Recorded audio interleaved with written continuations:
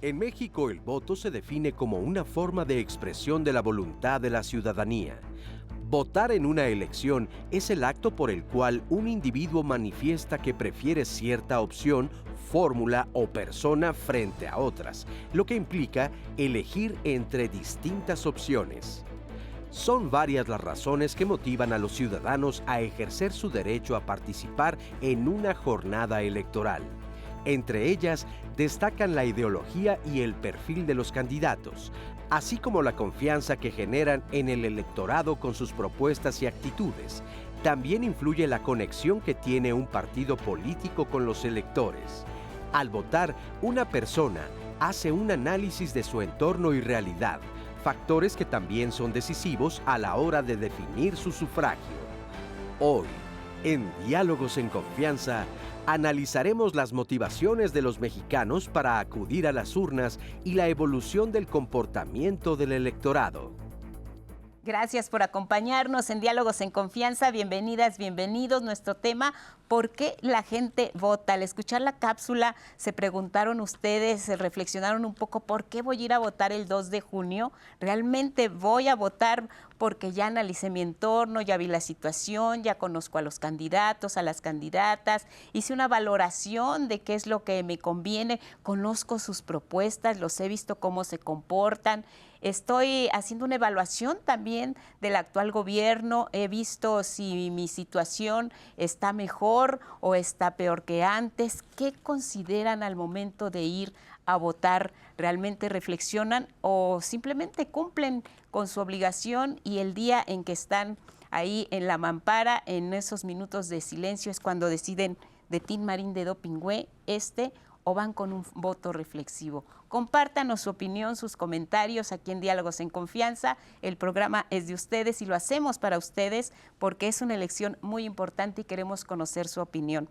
Lía Vadillo, Magdalena Alejo, nuestras intérpretes en lengua de señas mexicana, y Diana es su voz en todos los programas de los jueves. ¿Cómo estás? Lupita, muy buenos días y buenos días a todas las personas que ya se están uniendo a esta conversación con nosotras. Les invito a que se unan a Facebook y a YouTube para que nos comenten, para que nos digan por qué votan, para que reflexionemos todas juntas de la importancia de ejercer el 2 de junio el voto y de por qué van a ir a votar. Y nos digan qué fue lo que les motivan. También nos pueden marcar al centro de contacto con la audiencia al 55 51 66 40 00 para estar muy pendiente de todos los comentarios, de todas las preguntas. Y aquí vamos a estar. Y les agradecemos como siempre que se conecten y que estén con nuestra app 11 Noticias Punto Digital. Ahí pueden checar este y todos los programas de diálogos y de nuestra señal del 11. Nuestro panel, especialistas, entusiastas, invitadas, invitados esta mañana, la maestra Alexandra Uribe Coflán. Bienvenida, ¿cómo estás? Estoy muy bien, Lupita. Muchísimas gracias por la invitación. Al contrario, gracias. Ella es politóloga, directora de la carrera de Ciencias Políticas del ITAM. Nos acompaña también esta mañana la doctora Andrea Samaniego Sánchez. Un gusto, ¿cómo estás? Muy bien, muchísimas gracias. Es un honor estar aquí con mis colegas, siempre es un gusto. Gracias, Andrea, politóloga de la Facultad de Ciencias Políticas y Sociales de la UNAM. También nos acompaña Marco Arellano Toledo, doctor en Ciencias Políticas, especialista en Comunicación Política. Marco, un gusto. Gracias, Lupita, un gusto estar aquí con todas ustedes y pues nada, llamar a votar el día de hoy. Les presentamos, muchas gracias, les presentamos nuestro panel en redes. Aquí lo checábamos juntos previamente. ¿A ti qué te motiva a votar? Y escuchábamos distintas opiniones acerca de por qué la gente sale a votar. La pregunta sigue abierta para que la sigan respondiendo. Y bueno, escuchábamos un poco de todo.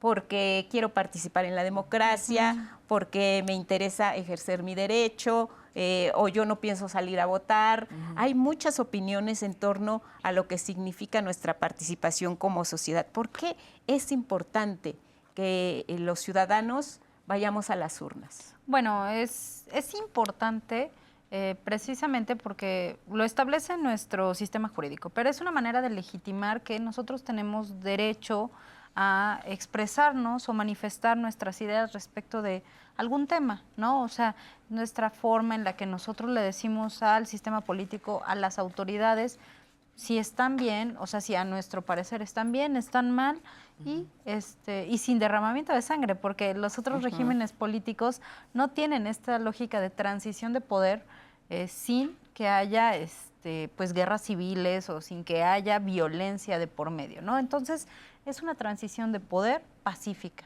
o es una manera en la que nosotros refrendamos a una autoridad o le quitamos el poder a una autoridad pacífica. ¿Por qué es importante ejercer el voto, Alessandra? Es importante ejercer el voto por varios motivos. Primero que nada porque ha sido una lucha. Ha sido una lucha para las mujeres que no pudimos votar hasta el 53. Ha sido una lucha para muchísimas personas poder votar y es una lucha que siguen haciendo personas alrededor del mundo que no tienen derecho a votar. Y creo que a veces se nos olvida lo importante que fue esta lucha de poder ser una democracia, poder hacer que nuestra voz sea escuchada. Y no lo debemos de perder, porque ahorita en el mundo hay un retroceso democrático y no queremos ser parte de ese retroceso. Y entiendo que a veces la gente no entiende las bondades de la democracia, de las cuales hay muchas, pero aquí Andrea estaba hablando de una que creo que es crucialmente importante, que es que evitamos la tiranía. ¿No? Podemos correr malos gobiernos y refrendar buenos y podemos cambiar de gobierno sin haber tenido esta violencia que se ejerce en otros lugares. Votar es importante porque la política está en todo. Desde que nacemos hasta que morimos, todo lo que hacemos, todas nuestras decisiones, si existe el 11, si existe el arte, si existe el fútbol en México, si podemos tener un equipo, todo está permeado de decisiones políticas. Y si nosotros no hablamos y no hacemos que nuestra voz sea escuchada, no podemos participar en esa conversación. ¿Por qué es importante? Yo creo, es importante votar primero porque cuando elegimos vivir en democracia, elegimos vivir con lo que las mayorías determinen que es lo mejor para una nación, ¿no? Es importante votar porque es participar en las decisiones de tu país, ¿no? Es importante votar porque te permite influir en la política de una u otra manera. Es importante votar porque si no lo haces, dejas que alguien más decida por ti, ¿no? Es importante votar porque al final hay todo un modelo atrás de un montón de personas, una cadena de confianza que te va dando la posibilidad de que tú llegues el día domingo 2 de junio y decidas ir a votar, presentes tu credencial de elector y esté todo dispuesto para que tú ejerzas tu voto. Yo creo que esas y otras muchas razones que seguro estaremos hoy conversando son las básicas para mencionar que elegir y votar es parte de la vida pública en la que nosotros decidimos participar. O sea, ¿qué más que no ir a votar en un domingo de junio, no? Claro, y tenemos las herramientas para ello. Ya tenemos una credencial de elector, somos parte de la lista nominal. Es importante que chequen, que estén en la lista nominal para que puedan ejercer su derecho al voto y ese día no lleguen y desafortunadamente no estén y no puedan votar. Vamos a ver la entrevista con el doctor Javier Martín Reyes, abogado de la UNAM, politólogo del CIDE, y nos habla sobre la importancia que tiene el voto en nuestro país. Lo escuchamos y regresamos. Lo que habría que recordar es que hoy en el mundo, pues las democracias son democracias representativas. ¿Qué quiere decir esto? Que no podemos gobernar todos al mismo tiempo ni tomar todas las decisiones. Pensemos nada más en México, que es pues una sociedad que tiene pues un padrón electoral cercano a los 100 millones de personas. Somos 130 millones de personas las que habitamos aquí. Incluso por necesidades, digamos, prácticas, es necesario tener representantes que son personas que van a tomar decisiones en nuestro nombre. Y en las democracias representativas, la manera en que tenemos de legitimar a esas autoridades es dándoles nuestro consentimiento. ¿Y cómo les damos nuestro consentimiento? A través del voto. Votar implica tomar una decisión, ¿no? Y una de las grandes cosas de la democracia moderna es que el voto es y debe ser libre y secreto. Nadie nos pide que expliquemos, que demos razones, que hagamos público por qué tomamos una determinación. Y eso es algo muy importante porque el consentimiento es una decisión que tiene que ser personal. Podemos utilizar el parámetro que querramos, pero típicamente lo que se ha dicho, ¿no? Lo que pensamos que es deseable es que el voto por lo menos tenga una doble función, que nos sirva para evaluar el desempeño de las personas que quieren desempeñar un cargo público, ¿no? Y también tiene una función prospectiva. También se vale, si así queremos, darle un peso importante a las propuestas, qué es lo que nos están diciendo esas personas candidatas sobre los problemas nacionales, cómo creen que se pueden resolver los problemas, qué cosas hay que priorizar, pero también es una manera pues de mostrar cuáles son nuestras convicciones ideológicas, políticas y sociales. Entonces también hay una dimensión donde uno vota para sentirse parte de una comunidad política, para sentir que está contribuyendo a la toma de decisiones, y creo que esa es una dimensión que también es muy importante, ¿no? Por eso creo que en México es bueno que votar sea tanto un derecho como una obligación, pero que en realidad no haya una sanción para las personas que deciden no votar. Cuando vamos a votar, no solo estamos pensando en nuestro plano individual, en las cosas que nos convienen o no nos convienen personalmente. Es un momento donde también reflexionamos y deberíamos de reflexionar qué es lo que necesita nuestro país, independientemente de cuáles sean nuestras posiciones ideológicas, partidistas o de otro tipo. Es un buen momento para pensar en la colectividad y no nada más en lo individual. Pensar en la colectividad y no nada más en lo individual, aunque es una decisión personal, lo que nosotros hacemos al momento de ir a las urnas y depositar nuestro voto es que estamos siendo parte de las decisiones que se van a tomar para la colectividad. Esto también es importante. Yo participo, pero estoy sumando a decisiones que van a ser parte de políticas públicas con mi voto al ejercer tal o cual propuesta de uno u otro candidato o candidata. Es muy cierto, o sea, bien decía Marco que las democracias son ejercicios de mayorías, pero también considerando a minorías, ¿no? Hay procesos y dentro de nuestro sistema democrático en donde se incluyen estas minorías vía representación proporcional, vía porcentajes de votación.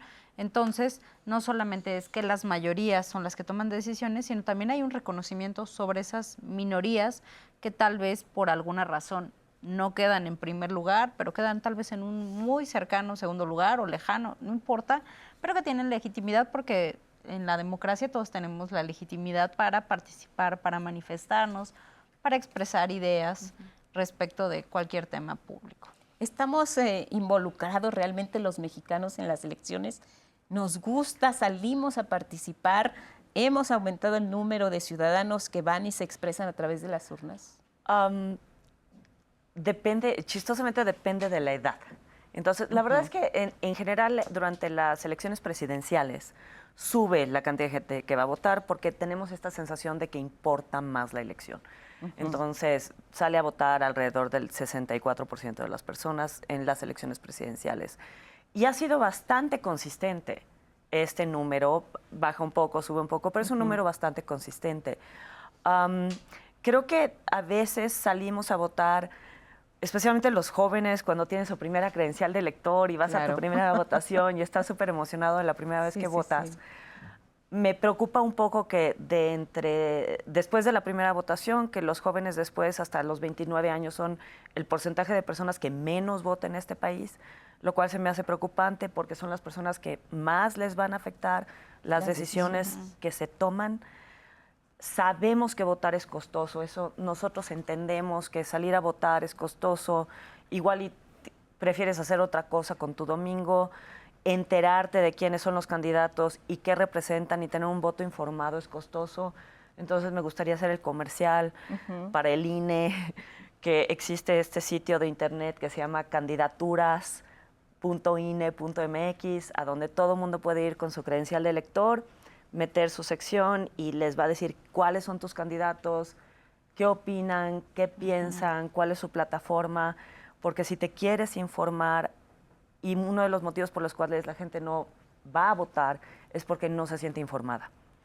Entonces hay que disminuir los costos de información para que la gente, cuando vaya a votar, vote realmente, como tú dijiste, por la persona con la que quiere votar, por la persona que quiere que la represente. ¿Se nos exige mucho como ciudadanos para ir a votar o es una exigencia personal? Yo quiero estar informado, yo quiero saber, yo me meto a la página del INE, o definitivamente, ay no, es que ya me hice bolas con tantas propuestas, yo ya no sé quién es quién, todo el día me están bombardeando con los spots. O sea, el ambiente que permea previo a una elección nos está invitando realmente a participar o nos está exigiendo o nos está confundiendo o nos está inhibiendo. Es una pregunta muy, muy relevante. A ver, ¿qué elementos intervienen en la decisión del voto de las personas? Primero yo diría propuestas, ¿no? Escuchan propuestas, tratan de informarse sobre propuestas. Segundo, candidatos. ¿Qué candidata tengo? ¿Qué candidato está en mi distrito? Etcétera, etcétera. Tercero, emociones, ¿no? ¿Qué me emociona? ¿Qué me emociona de uno, de otro? ¿Qué me emociona del país que quiero tener?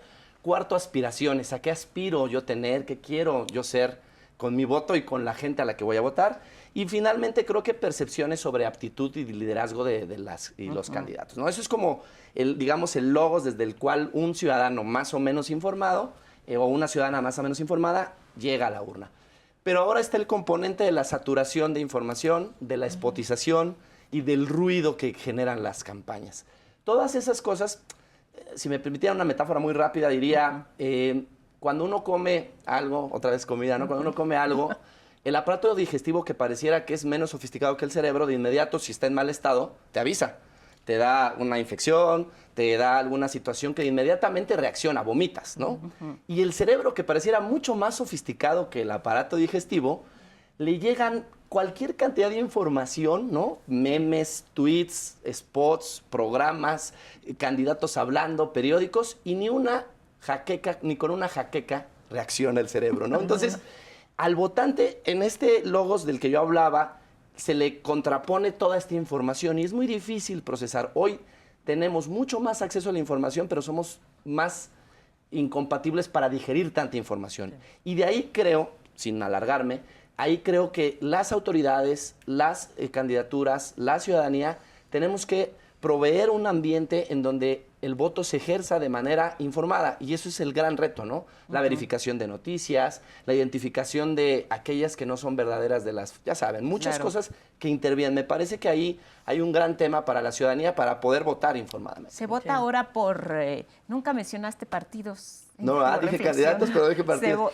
Ya los partidos ya se diluyeron en el panorama de la decisión de los ciudadanos, ya no existen. Se vota por la persona, se vota por cómo me está yendo. ¿Y dónde están los partidos políticos? Esa es una excelentísima pregunta, porque normalmente hablábamos siempre mucho de que los partidos políticos eran mucho como tu equipo de fútbol, ¿no? A veces lo heredabas de la familia, o quizá porque tus papás le iban a las Chivas, tú le ibas a la América, entonces hacías esta cosa. Exacto. Pero chistosamente, ahora más de la mitad de los ciudadanos en México, y ahorita estoy utilizando el trabajo de mi colega Alejandro Moreno, no Alito, otro, un académico que se llama Alejandro Moreno, Sí. que él encuentra que más de la mitad de los ciudadanos en México nos consideramos no partidistas. ¿No? Ya no tenemos un partido político, ya no votamos así marca por un partido político, sino el partidismo se ha ido disminuyendo dramáticamente con el tiempo alrededor del mundo. No somos el único país que tenemos esto, pero sí, los partidos están importando menos. Pero lo cual nos trae a tu punto, Marco, que dado que los partidos están importando menos, o por lo menos decimos que los partidos están importando menos, es más y más importante que estemos bien informados sobre los candidatos, y ese es un reto. Yo reaccionaría nada más allá de los partidos, una cosa muy rápida. Sí. Yo creo que los partidos involucionaron su responsabilidad política. Los partidos, así, sin teorizar ni rollos de politólogos, politólogas, eran representantes de la sociedad frente al Estado. Eso era lo que ellos, en su función. Y durante los últimos 20 o 30 años, no solo en México, en el mundo, que es una de las grandes cosas que afectan a las democracias, es que los partidos involucionaron y en vez de volverse representantes de la sociedad frente al Estado, se volvieron representantes del Estado frente a la sociedad. O sea, se quedaron como en la parte alta, ahí mis intereses, los intereses del partido de al lado, y los vamos a defender, y lo demás no nos importa. Y eso ha pegado durísimo a la credibilidad de los partidos. Sí. Pues vamos a seguir hablando del tema por qué la gente vota. Muchas gracias por su participación. Regresamos, Diana, para conocer qué nos están diciendo en redes sociales y también para saber cuáles precisamente son esas opciones que nosotros como ciudadanos tenemos para poder ejercer nuestro derecho al voto. Recordemos que es una conquista, es un derecho, y el 2 de junio tenemos que acudir a votar. Volvemos.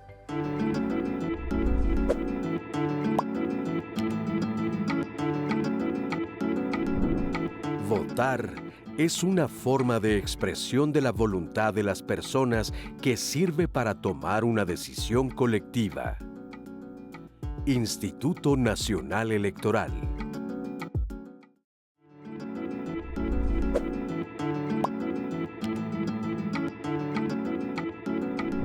México cuenta con un padrón electoral de 100.033.050 registros y una lista nominal de 99.084.188 electores. Instituto Nacional Electoral. Muchas gracias por seguir con nosotras. Estamos hablando de por qué la gente vota y estamos reflexionando todas y todos sobre qué es lo que les motiva a ir a votar. Si votan por un partido, porque no están de acuerdo, o todos los motivos, les invito a que sigan participando en nuestras redes sociales y que nos marquen en el centro de contacto con la audiencia del 55 51 66 40 00 para que sigamos haciendo esta conversación todas y todos juntos y podamos reflexionar. Y la verdad es que la gente, estamos teniendo mucha participación el día de hoy, así como esperamos tener participación para que la gente vaya a votar. Luis Sánchez nos marcó al centro de contacto con la audiencia y nos dijo, ¿por qué votamos? Porque todos los mexicanos soñamos con tener un líder que sea el mejor del mundo, pero seguiremos soñando. Esto nos dice Luis Sánchez. Y Juan Francisco Meso dice, el voto es una condición necesaria para que un sistema político sea democrático. Yo voto porque cambian las políticas que están mal en mi país. Las encuestas no son tan serias, porque si mi voto es secreto, no le tengo que decir a nadie verdaderamente por quién voy a votar. Muchas gracias por marcarnos y darnos estos comentarios y estos puntos de vista. Rodolfo Galindo dice, el votar es elegir libre y democráticamente a las personas que proponen la mejor dirección de un gobierno con el cual creemos que va de acuerdo con nuestra propia indiciocracia que nos da la libertad. Muchas gracias, Rodolfo, también por tu comentario. Nos escribió Carlos Sánchez y él nos preguntó, si yo estoy en descontento con todos los candidatos, ¿es mejor anular mi voto o abstenerme? Perdón. Quien quiera contestar. Digo, es decisión de cada quien. Yo diría ir y votar ir y anular el voto, porque así le estamos diciendo a la clase política, le estamos diciendo al sistema político que eso no me gusta, ¿no? Que eso que están presentando no me parece. En caso de abstención, pues puede ser por muchos motivos. O sea, ahí la clase política no sabe o no entiende por qué es que no fuiste. Puede ser porque te enfermaste, puede ser porque ese día hacía mucho sol, puede ser porque no te gustó, o sea, los candidatos o candidatas que se presentaban, pero pueden ser otras múltiples razones. En cambio, cuando uno va y anula el voto o pone no me gusta, etcétera, pues ya les queda claro, ¿no? O sea, el mensaje ya está claro que yo reflexioné y dije, esto no. Entonces sería mejor anular, a mi parecer, obviamente. Es una acción expresiva, ¿no? Porque el voto es tanto por interés de qué quieres que suceda o que no te gustó que sucedió. También es una autoexpresión, ¿no? Es una parte emotiva, como bien decías tú, Marco, emocional. Entonces sí, tienes razón, o sea, los partidos no saben por qué no fuiste a votar, pero esta parte emocional de anular tu voto es distinta. ¿Qué tal que saliste de vacaciones ese día? O sea, pueden ser una amplia gama de cuestiones por las que no fuiste. Y se registra, además un voto nulo siempre se registra. Al momento en que aparece el listado se dice 50 votos nulos, 50 para 50 para este otro partido. Ahora, a mí no me encanta el voto nulo porque de todos modos alguien va a ganar, ¿no? Aunque haya un chorro de votos nulos, de todos modos va a ganar, ya sea por elección directa o representación proporcional. Pero sí entiendo esta parte emocional de todos me caen mal. Sí. Exacto. Y es hacer valer tu decisión. También nos escribieron y nos dijeron, ¿dónde está? Aquí. María Elena Torres dice, yo voto por mi país y para usar mi derecho.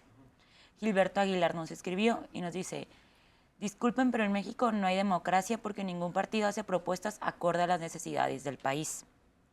Nos escribió Glory Marzán y dice, desgraciadamente es muy triste que políticamente en México no hay buenos cimientos. Se ve desde los debates que no lo toman en serio los candidatos y eso me provoca no querer salir a votar. Entonces, si salgo a votar es por el que a mi criterio es el menos malo. Que también pasa, ¿no? Votar por el menos peor. Lo hacemos mucho. Renata González dice, yo voto para ejercer mi derecho, pero siempre con la esperanza de un avance y mejores oportunidades para todos y todas. Cristina Ramos también nos escribió y nos dice, sí, todos tenemos que salir a votar. Es nuestra obligación por todos nuestros ancestros que lucharon para darnos este derecho. México es un país transformándose para bien y hay que seguir apoyando. Nos dice María Caldeiro.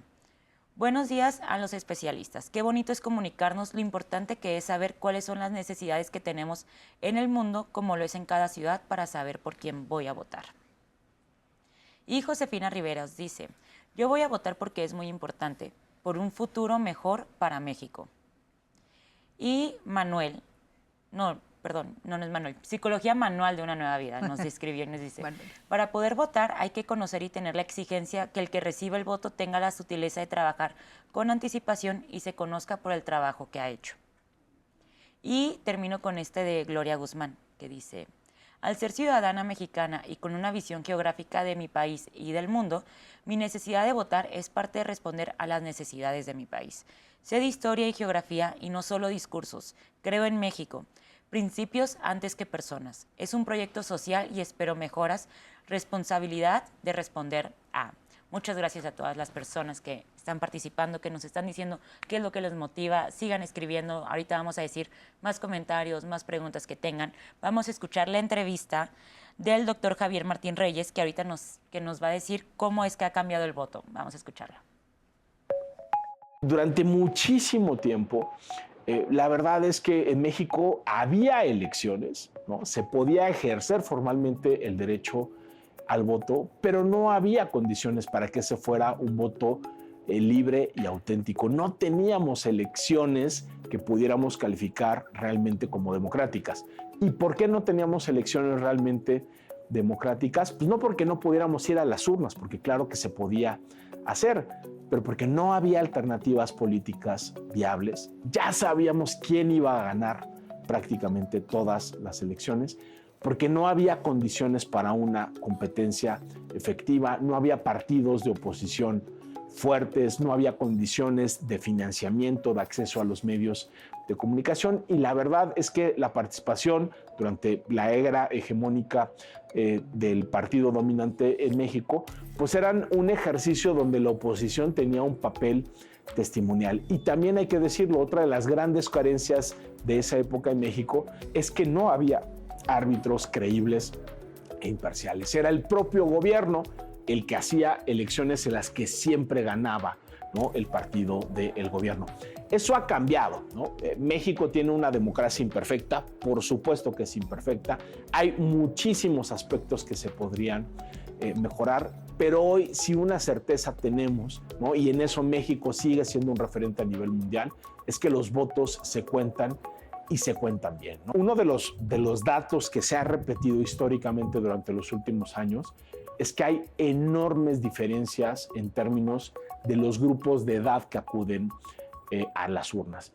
Y curiosamente, ¿no?, y preocupantemente también habría que decirlo, uno de los sectores que menos vota en el país no necesariamente son quienes ejercen por primera vez su derecho al voto. Lo que vemos elección por elección es que las personas que tienen 18, 19, 20 años sí acuden en una proporción relativamente alta a las urnas, pero luego lo que vemos es que cuando uno sigue recorriendo esa escala de edades, quienes tienen 24, 25, 26 años participan bastante menos que las personas que tienen 30, 40 o 50 años, ¿no? Hoy en México, el grueso de las personas que van o que podrían acudir a las urnas son personas jóvenes, ¿no? Y las personas jóvenes son, déjame ponerlo así, por una cuestión incluso natural o biológica, quienes tienen más en juego en las elecciones. ¿Por qué?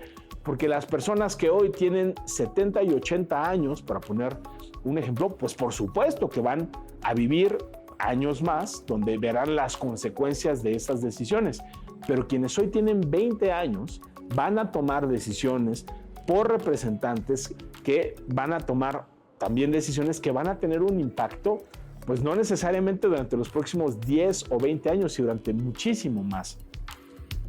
Tenemos una lista nominal que nos habla, la lista nominal es la que enumera a las personas que tienen la posibilidad de votar a diferencia del padrón electoral y somos más de 100 millones de ciudadanos y en lista nominal con posibilidad de votar en estas y las próximas elecciones, hablamos ya de 99 millones de personas.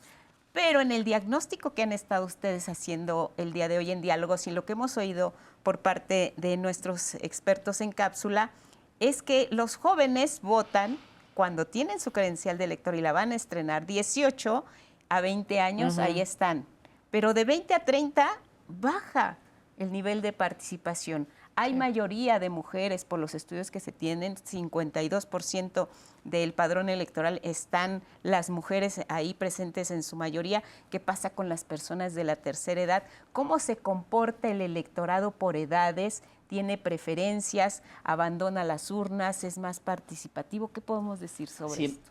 Mira, Lupita, vamos a dimensionar esto que se ha dicho como la elección más grande en la historia de México, Ay, ¿no? siempre lo digo. Están llamados a votar. Expliquemos un poco por qué, Muy porque rápido. se van sumando más, ¿no? Exacto. Y Esa regreso es a la esta pregunta. punto. Están llamados a votar prácticamente 100 millones de mexicanos o mexicanas, por eso es una de las más grandes. Por el número de cargos que están en disputa, son más de 14,000 cargos que están en disputa. Por el número de elecciones concurrentes que existen, ¿no? Y yo agregaría por el número de personas que participan en la administración de la elección. Mencionaba casi 1 millón de ciudadanos, ciudadanas que van a contar los votos de sus vecinas, prácticamente 100,000 capacitadores, asistentes electorales que se despliegan en todo el país, en los 32 estados, ahí donde a veces no llega una marca comercial a vender un producto, ahí sí está el INE con una casilla. Es un modelo caro, es un modelo de 12,000 millones de pesos al año. ¿Por qué? Porque es un modelo que lleva la urna al votante. No es un modelo, como en otras democracias, que el votante va hacia la urna a través de un uso de tecnología. En ese contexto, la votación pues, es muy relevante.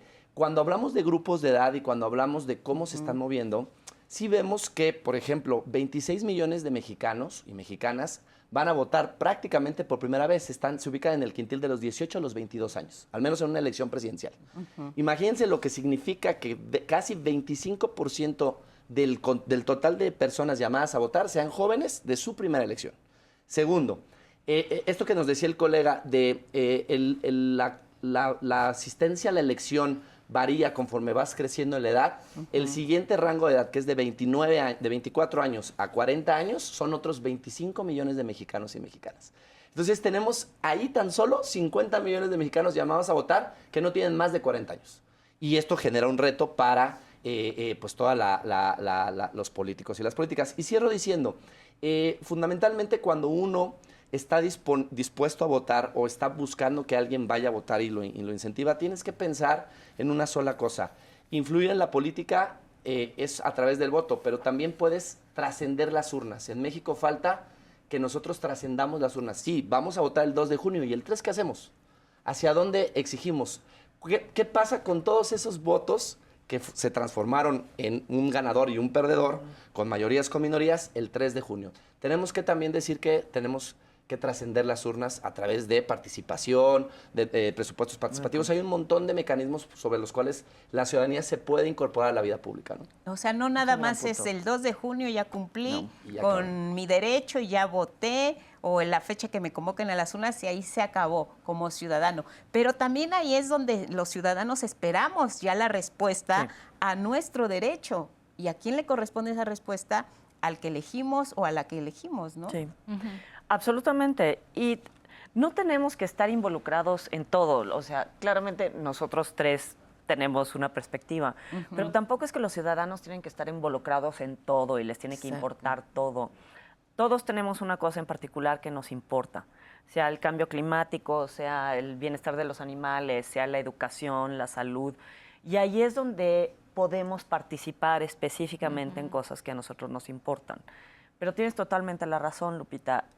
Necesitamos sentir que los políticos responden, ¿no? Y los tenemos que decir, respóndeme, porque y esto es algo que hemos platicado Andrea y yo, ¿no? De que hay seres en la política, y nada más respondiendo a uno de tus comentarios, Diana, que hicieron algunas personas que nos están viendo, que es que mucha gente piensa que todos los partidos son iguales, todos los políticos son una bola de corruptos, ¿para qué voto si nada va a cambiar y todo el mundo es igual? Y algo que comentábamos es que adentro de la política hay personas increíblemente valiosas que están luchando por bienestar social, que realmente les importa la gente que representan, que realmente están tratando de hacer las cosas bien. Y no podemos meter a todo mundo y a todos los políticos y los partidos y las personas que están en el gobierno adentro de esta casilla de es que todos son corruptos iguales. No, creo que tanta gente, todo el millón y más de personas que van a ir a las casillas el 2, a ayudar al INE, las personas que se ponen en la primera línea, tenemos que honrar a las personas que han asesinado en México por querer ser nuestros representantes, ¿no? Y yo creo que no podemos encasillar a todas estas personas, sí exigir respuesta, pero también darle a muchas personas el beneficio de la duda de que sí están haciendo lo mejor y están dando a veces su vida por tratar de hacer el bien y representar a sus comunidades, a su electorado. No sé qué opinas. Ahora, decía una de las personas que participa, estamos buscando el liderazgo ideal, pero se vale soñar. Y seguiremos soñando. Y seguiremos soñando. O sea, también esta parte del desencanto que a veces te puede provocar, oye, yo fui, yo participé, yo hice, yo estuve, y la verdad las cosas no resultan como yo quería. ¿Cómo vamos entendiendo la dimensión y la importancia sí de nuestro voto, pero de que las circunstancias son muchas y hay muchos factores que se pueden conjugar al momento de tomar una decisión? Si no queda el que yo elijo o la que yo elijo, ahí como ciudadano, ¿cuál es mi obligación o cuál tendría que ser el camino a seguir? Porque también pues ahí está mi emoción, ahí está mi deseo expresado legítimamente y finalmente las cosas no salieron como yo esperaba. Como ciudadanos, ¿qué debemos hacer frente a eso? Bueno, aquí quisiera retomar cuestiones que se han indicado. Sí, la democracia que tenemos es una democracia cara, se basa, lo dirían exfiscales electorales y distintas autoridades en materia electoral, se basa en la desconfianza que tenemos hacia el sistema político. Entonces son instituciones muy grandes porque desconfiamos del sistema político, ¿no? ¿Podría ser todo más sencillo? Sí, pero realmente como surge de un proceso de desconfianza, pues las tenemos que hacer muy robustas, instituciones muy, muy robustas, que sí tinta indeleble, que sí las boletas foliadas y con muchos mecanismos de seguridad para que no se puedan duplicar. ¿Por qué? Porque antes se duplicaban, antes cualquiera podía votar, no había credencial. Hasta los muertos votaban. Sí. 3 veces. Entonces, todo eso, pues obviamente lo va haciendo más caro, pero yo diría, es todavía más caro no tener democracia. O sea, un régimen sin libertades es muchísimo más caro y no en términos económicos, o sea, es en términos sociales y de la ética y de lo que perderíamos si no tuviéramos democracia, ¿no? Y lo segundo que me gustaría comentar y que es como de las bondades de la democracia, si metemos a todos los políticos en este saco de todos son corruptos y los partidos políticos todos son malos, etcétera, tenemos esa posibilidad de ninguno me representa. ¿Por qué no yo me lanzo o por qué no yo con mi pequeña comunidad pienso en un partido que tenga una agenda que a mí me agrade o que a mí, o sea, que vaya a resolver los problemas que para mí son fundamentales? Eso es algo que no sucede en otros regímenes políticos, ¿no? O sea, si de verdad pienso que estos que están aquí no me representan, yo puedo ir y buscar ese espacio para representar. Candidaturas independientes, ¿sabes? Y hacer una pequeña, tal vez una primera organización que después se vuelve un pequeño partido político local, etcétera. O sea, ¿por qué no? ¿No? O sea, existen esas posibilidades. Y hay muchas formas de participar, que no es nada más lanzarse al gobierno. Puedes hacer una organización no gubernamental para tratar de poner ciertas cosas en el diálogo político que tú sientes que son importantes para ti, pero que no estás escuchando en el Congreso, en el Senado, en los partidos. Puedes crear una organización y poner eso adentro del diálogo. También legalmente se puede, ¿no? Tú puedes hacer una petición, recolectar firmas y que algo se discuta en la Cámara. Vamos a escuchar al doctor, el doctor y politólogo Luis Vives. Él nos va a hablar de las garantías que ofrece el Estado mexicano a la hora de votar y regresamos para seguir conversando aquí en Diálogos, ¿por qué la gente vota? Bueno, de entrada las garantías están porque el sistema electoral mexicano es muy robusto, ¿no? Esto permite que todo ciudadano que haya hecho su trámite mayor de edad y que haya conseguido su credencial para votar con fotografía, tiene la certeza de que el día de la jornada electoral, el 2 de junio, va a haber una boleta o el número de boletas dependiendo de los cargos a los que pueda elegir, dependiendo del estado donde viva, que va a estar esperándoles esas boletas para poder ejercer su derecho al voto. Algo que es fundamental es entender que quienes reciben a esos ciudadanos, quienes van a recibir esos votos, quienes los van a contar, quienes van a hacer ese escrutinio y cómputo en la jornada electoral, son precisamente los vecinos de esa comunidad, de esa localidad, de ese pueblo, de esa colonia, y esa es una garantía muy importante que da confianza. Hay que tomar en cuenta que la credencial para votar con fotografía es el instrumento de identidad más utilizado por la ciudadanía en México.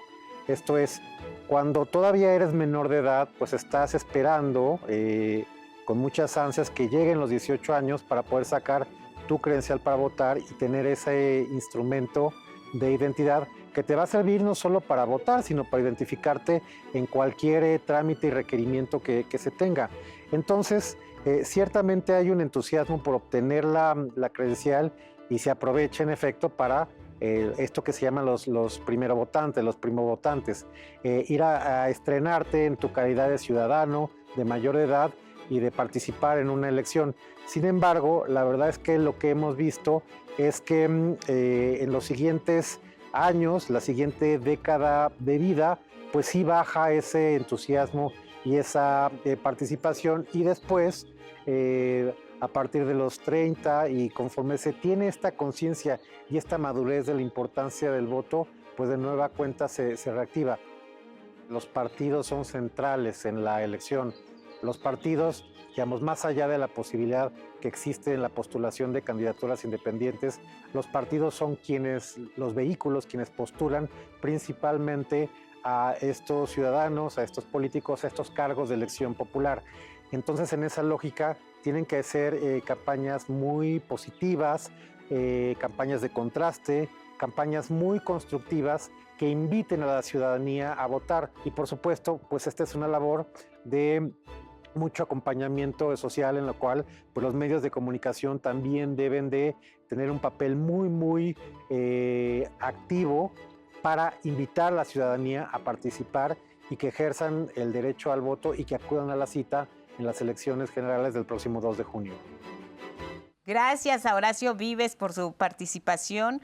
Pues él nos da elementos importantes sobre las garantías que está ofreciendo el Estado mexicano. Ya hablábamos de la importancia y de la evolución que ha tenido ahora contar con una credencial de elector que incluso nos sirve como identificación.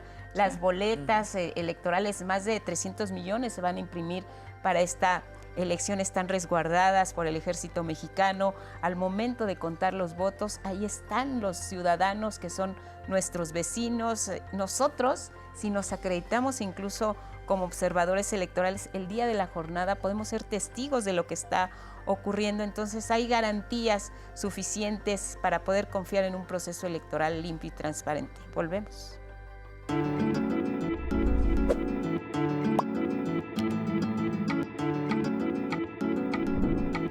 En México, la población joven entre los 19 y 29 años de edad es la que menos ha participado en las elecciones. Instituto Nacional Electoral. Nuestro padrón electoral se compone de más de 98 millones de mexicanos y de mexicanas. Es importante ejercer el derecho al voto porque, a final de cuentas, es lo que nos va a determinar quiénes nos van a gobernar y quiénes van a ser las leyes que nos van a regir a todos y todas.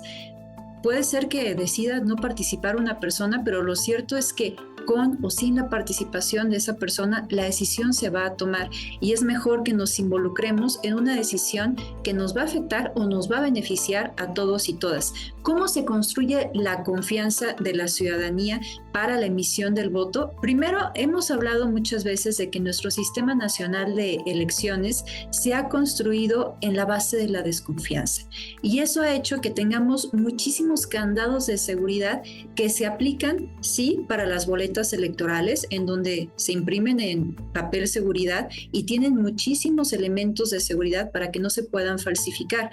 Sí, también en nuestra credencial para votar, que también tiene muchos elementos de seguridad para que no se pueda duplicar. Sí, también a través del líquido indeleble para evitar que las personas puedan votar en más de una ocasión, a través de la lista nominal de electores que construimos y que revisan todos los partidos políticos y mandan observaciones, y con eso acreditamos que personas que ya fallecieron no puedan votar, pero además y particularmente a través de dos elementos que son la participación de la ciudadanía y la transparencia. ¿Cómo participa la ciudadanía en las distintas etapas del proceso electoral? Bueno, haciendo observación electoral, por ejemplo, y eso implica que la ciudadanía puede ver con sus propios ojos qué es lo que está pasando en cada etapa del proceso electoral. Incluso el propio día de la jornada electoral puede ingresar a las casillas quienes sean acreditados y acreditadas como observadores y observadoras electorales. También a través del funcionariado de mesa directiva de casilla. Sabemos que son nuestros vecinos, nuestras vecinas quienes cuentan los votos el día de la jornada electoral en las casillas. No se habla mucho, pero también lo cierto es que las y los CAEs, los supervisores electorales, son personas que no trabajan habitualmente en el Instituto Nacional Electoral, que son contratados para hacer esta capacitación y que también forman parte de la ciudadanía, y por supuesto consejeros locales y consejeros distritales. Es fundamental que podamos emitir un voto informado. Para eso, ¿qué requerimos? Pues requerimos que la ciudadanía pueda tener un análisis de la trayectoria de las personas candidatas, de su trayectoria profesional y también académica, que incluso puedan hacer una revisión si ya ocuparon otros cargos públicos de elección popular, de si hicieron promesas de campaña, si cumplieron esas promesas de campaña, que puedan hacer una reflexión sobre la viabilidad de las promesas que están haciendo hoy en día. Todo eso será importantísimo para que se pueda emitir un voto informado. A través del voto hemos logrado cambios sociales y políticos de manera pacífica. Realmente el voto puede ser transformador. Muchas gracias a la consejera del INE, Dania Rabel, por esta entrevista que nos dio, y muchas gracias a ustedes que siguen con nosotras y que han participado, que nos han marcado el día de hoy y que han hecho esta conversación junto con nosotras.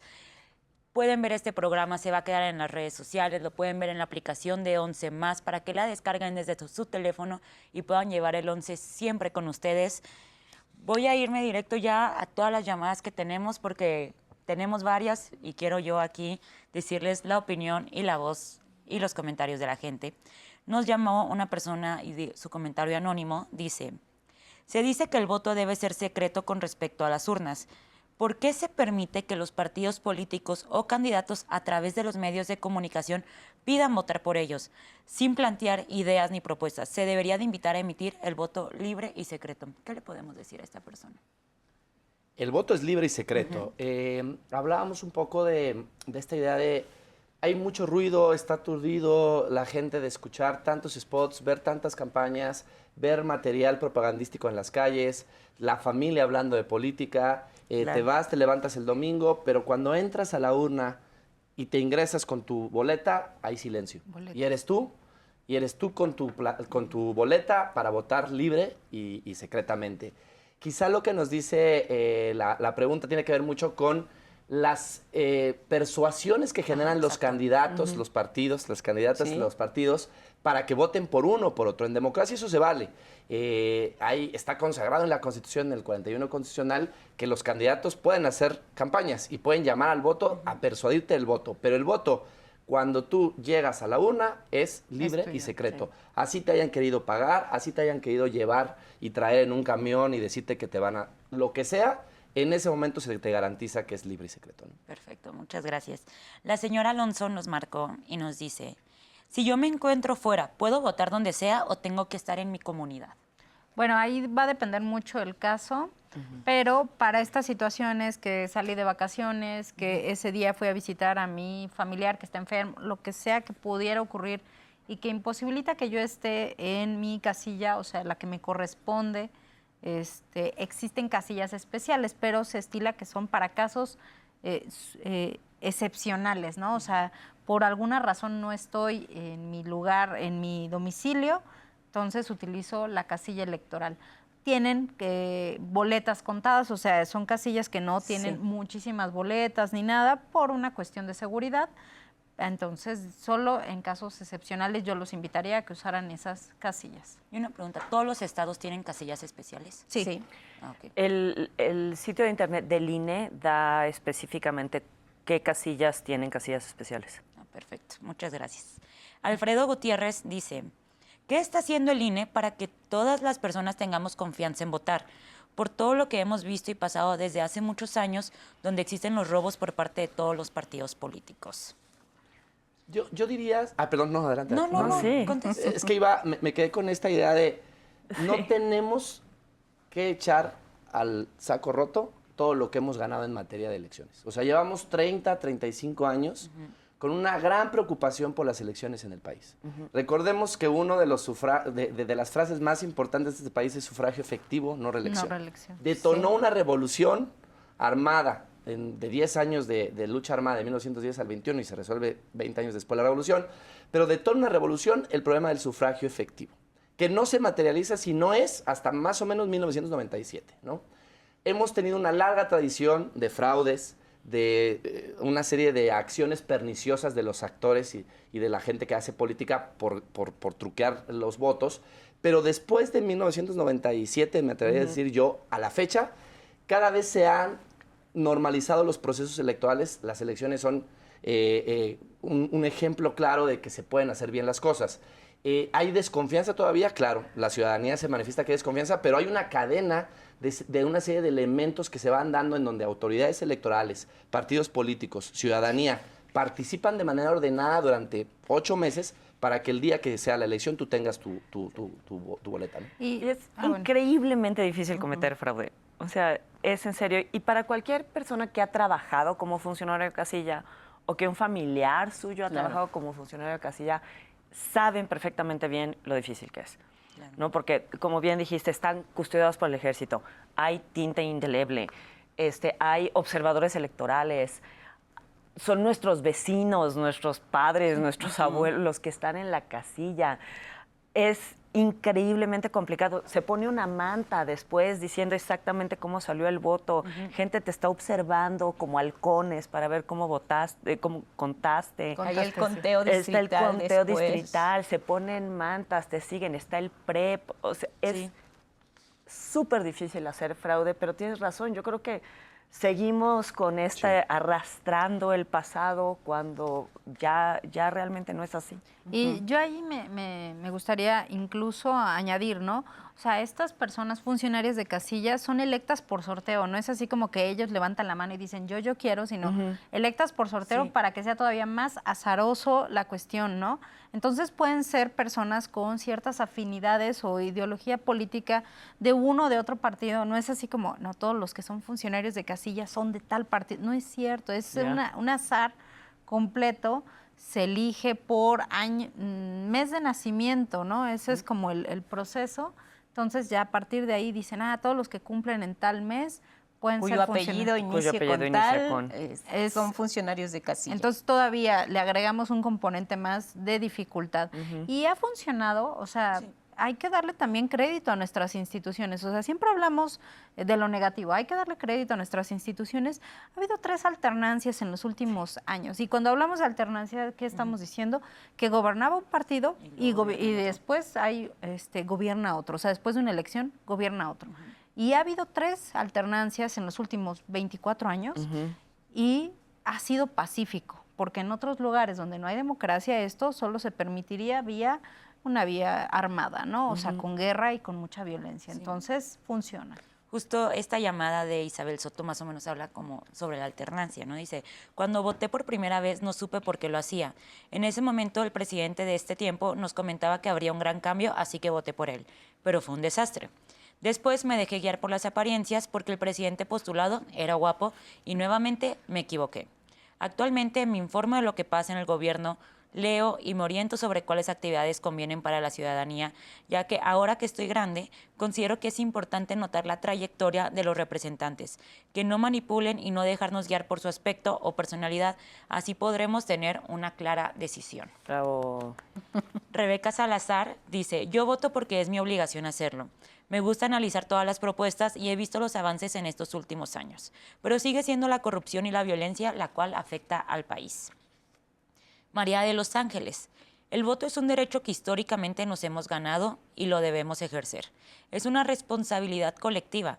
El problema empieza cuando como sociedad, una vez pasadas las votaciones, no exigimos que se cumplan los compromisos, como lo que estabas diciendo en el bloque pasado. No se hace un seguimiento o una evaluación y solo nos quejamos sin ejercer una presión conjunta. El voto debe ser más valorado. Muchas gracias, María de Los Ángeles, por tu comentario. Otra persona anónima nos dice, cuando hay elecciones se debe tomar en cuenta al personal de capacitación de funcionarios de casillas, ya que a la ciudadanía que fue seleccionada como funcionarios de casilla carecen de cultura cívica y falta de información, situación que hace difícil el trabajo del capacitador electoral. Y Delia Aguilar dice, me parece muy interesante el programa, los felicito. Soy una persona de la tercera edad y la verdad estoy cansada de tanta mentira de los políticos, así ni ganas dan de ir a votar. ¿Qué les podemos decir a todas estas personas que se tomaron el tiempo de marcarnos y decirnos cómo se sienten al respecto? Yo diría sobre uno de los primeros comentarios que leíste de que se había sentido decepcionada por uno y que luego había ganado otro y que luego había ganado otro. Es que eso es justo democracia. Sí, el exacto. 60% de las elecciones en este país, de todos los procesos electorales del 97 para acá, han tenido una alternancia. No solo, como decía la doctora Samaniego, que a nivel presidencial, que es cierto, sino a nivel local, a nivel municipal, el que hoy está gobernando, mañana puede perder. Y eso es gracias a que el voto se cuenta y que los votantes o la ciudadanía castiga y premia a gobiernos, ¿no? Entonces, creo que eso es una cosa importante a resaltar. Y cerraría diciendo sobre el tema de la capacitación, ¿no? Que hablaban de todas estas personas que participan. Yo creo que sí hay que reivindicar esa labor. O sea, el despliegue institucional es brutal para hacer, voy a dar algunos otros datos. Se tiene que instalar 160,000 casillas en todo el país. 160,000 casillas que tienen 4 integrantes de mesa directiva de casilla, un presidente, un secretario y 2 escrutadores. 160,000 por 4 te da casi 900,000 personas que tienen que participar. A esas personas alguien las tiene que entrenar, alguien las tiene que enseñar a contar los votos, alguien les tiene que entregar el material electoral porque el día antes de la elección la urna descansa, la urna y las boletas descansan en la casa del presidente o de la presidenta de mesa directiva de casilla. Todo ese despliegue hace que la gente que es capacitadora asistente electoral pues luche contra viento y marea para poder capacitar a los vecinos que cuentan los votos. Claro, pero sí hay una capacitación y sí hay un interés también de los ciudadanos de sumarse. Vamos con el politólogo Horacio Vives, nos habla sobre el tema de la conciencia al momento de emitir un sufragio. Lo escuchamos y regresamos. La conciencia ciudadana básicamente está muy relacionada con la importancia y con el poder del voto, con el cuidado de la democracia, con lo que significa ejercer este derecho ciudadano. Probablemente quien no tenga mucha conciencia de lo que significa poder castigar o premiar a un gobierno, darle la oportunidad a un partido o a otro, generar la posibilidad de alternancia o de continuidad al gobierno, esas son digamos, los temas y las preguntas centrales de la ciudadanía que está, digamos, muy consciente y muy involucrada en la importancia que tiene el voto para justamente mantener a un gobierno o poder generar un cambio y una alternancia. Proporcionalmente lo que vemos es que las mujeres que andan en el rango de los 50, 60 años es un grupo muy comprometido con la democracia y con el voto de manera proporcional. Entonces, de alguna forma, lo que hay que hacer es que todos los grupos de edad, de género, de sexo, de ocupación, pues generen estos incentivos para que todo el mundo asista a votar en las próximas elecciones del 2 de junio. Quienes sí tienen interés de que la gente salga a votar, pues son específicamente las maquinarias de los partidos. Ahora bien, me parecería muy grave que solamente les dejáramos a los partidos que con sus apoyos y con sus recursos y con la capacidad que tengan para movilizar el voto, sean ellos nada más los que decidan el resultado de una elección. Lo que me parece que es muy importante es que la ciudadanía en su conjunto, la sociedad civil, sea corresponsable y protagonista de esa decisión fundamental que es la elección de gobiernos y poder ejecutivo, poder legislativo. Hay que tomar en cuenta que esto tiene que ver con un bien colectivo, con un bien público, con un bien social, y justamente tenemos que ser parte y poner lo que nos corresponde para generar esta decisión colectiva. Por eso es fundamental ser responsables, ser ciudadanos que políticamente actúen y que sean corresponsables de una decisión tan fundamental como es el acudir a las urnas. Seguimos con ustedes en el cierre del programa. ¿Por qué la gente vota? Les pediré un comentario final para cerrar, por favor. Bueno, creo que es importante ir a votar, ir a ejercer nuestro voto. Bien decían, si nosotros no votamos, va a haber quién sí va a votar y va a tomar decisiones por nosotros, ¿no? Y entonces es importante, si no estamos de acuerdo, ir a anular nuestro voto, pero sí manifestar nuestro descontento con la clase política o con los candidatos o candidatas que ahorita se están presentando. Es importante porque, insisto, es todavía más costoso no vivir en un régimen democrático. Muchas gracias. Gracias, Andrea Alexandra.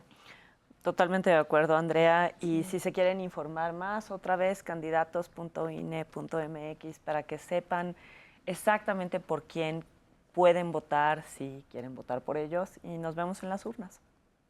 Marco. Nada, agradecerte, Lupita. Un gusto estar con todas ustedes, invitar a la ciudadanía a votar. No hay un día en el que seamos más iguales que el día que vamos a votar.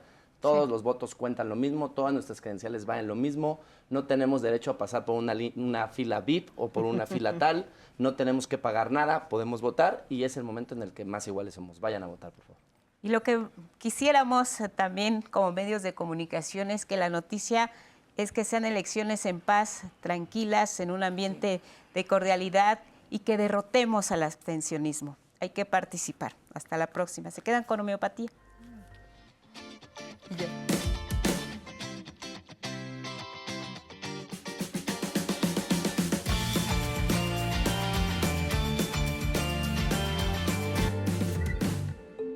Bueno, la osteoartritis es una enfermedad sistémica que se caracteriza por el desgaste de las articulaciones, tanto de pequeñas articulaciones como grandes articulaciones, que obedece pues, a la actividad, a la alimentación o al estilo de vida que tengamos cada quien, ¿no?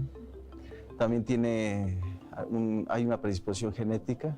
Generalmente a partir de los 45 años empezamos a notar que este padecimiento se presenta de manera más común, principalmente pues, en mujeres por el periodo de la menopausia, posmenopausia. Empieza a haber problemas de falta de asimilación de calcio, etc., ¿no? En la medicina alopática se cuentan con los bifosfonatos, sin embargo estos tienen efectos secundarios. La homeopatía puede acompañar a estos medicamentos contrarrestando estos efectos secundarios, o bien puede ser tratada la osteoartrosis exclusivamente con la homeopatía. Ya tenemos medicamentos de origen animal, vegetal y mineral que pueden ayudar a restablecer la salud pues de una manera más suave. El desgaste de las articulaciones no solamente son síntomas como el dolor, sino todo lo que es el tejido entésico se ve afectado. Entonces la homeopatía tiene una gran acción ahí. Esa es como la ventaja que ofrece sobre la alopatía. Y los problemas de osteoartrosis pues empiezan primero pues deteriorándose la función, ¿no? Y después empiezan los problemas mecánicos. Hay veces que nos llegan pacientes ya, digamos, con un proceso de osteoartrosis muy avanzado y entonces ya hay problemas anatómicos. Entonces los tratamos con homeopatía, pero les damos seguimiento con medicina regenerativa, ¿no?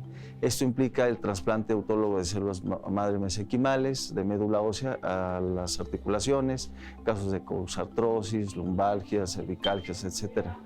Entonces, este es un padecimiento que tenemos aquí en la Clínica Homeopática del Politécnico, con mucha afluencia, y las mejoras se notan a las 72 horas, ¿sí? Sobre todo para calmar el dolor. Y ya para una mejoría, digamos, ya más ostensible y duradera, puede ser a partir de los 3 meses de tratamiento. Se da un seguimiento cada 15 días, cada mes, dependiendo de cada paciente, pero los damos de alta cuando ya se restableció, digamos, sus dolencias, y esto es más o menos en un tiempo como de 6 meses, que cuando nosotros tratamos este tipo de padecimientos, nosotros tenemos que desplazar esta enfermedad que está, digamos, en el aparato osteomuscular a un órgano o un tejido menos importante, ¿sí? Entonces, siempre tenemos que estar monitorizando al paciente, porque el paciente no nada más se va a recuperar así como magia, sino va a cambiar esos síntomas por otros. Entonces, lo que buscamos nosotros es, digamos, que esa enfermedad que va migrando, que se va profundizando, lograr detenerla o externarla a órganos menos importantes. En cuanto a la parte económica, sabemos que la medicina homeopática es muy accesible. El costo de los tratamientos es alrededor de 100 a 300 pesos. Digamos, si hacemos un comparativo con la medicina alopática, pues tenemos que, por ejemplo, el fosfonat, que son bifosfonatos, es una tableta al mes, alrededor de 800 pesos el tratamiento, o el Prolia, que cuesta 10,000 pesos al año. Entonces, es muy económico recurrir a esto, es una medicina pues para todos, ¿no?